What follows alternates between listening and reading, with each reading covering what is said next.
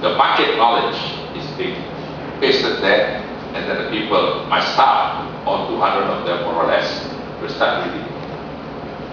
And of course there'll be a little quotes about from the Quran, because most of them are Muslims, and about management. Any questions? Let me answer this.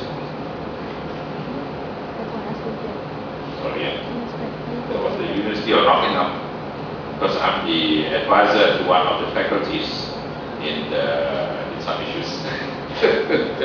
Yeah. Any more questions? Yes.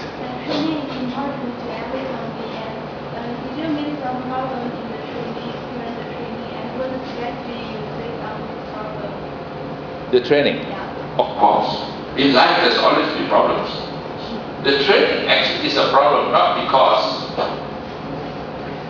there are no facilities. No. Malaysia has all the facilities.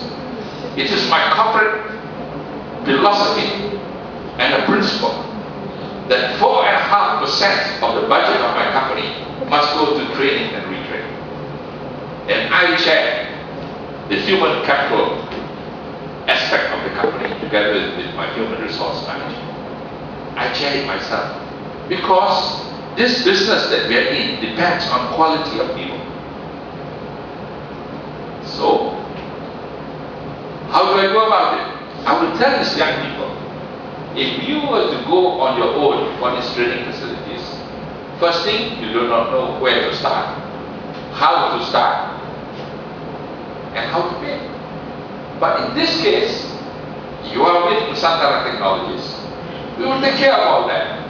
So you become an asset to the company, and not only that, you'll be yourself an asset to the nation. So it is a question of opportunity. Then of course, there will be certain cases where after they join us, they get the training, they may go somewhere else. I told my staff, don't worry, life there will always be ups and this kind of things. But you must be broad-minded. And you know, all those people that left me, number one, either started their own company, doing the same thing, but when they get all the big contracts they can handle, they give it back to me. And all those that join other companies, they give some of the business back to me. So I did not actually lose anything. And especially one person, a girl by the way, she was offered a job to go to Dubai. So about nearly $20,000 salary by Shell in Dubai.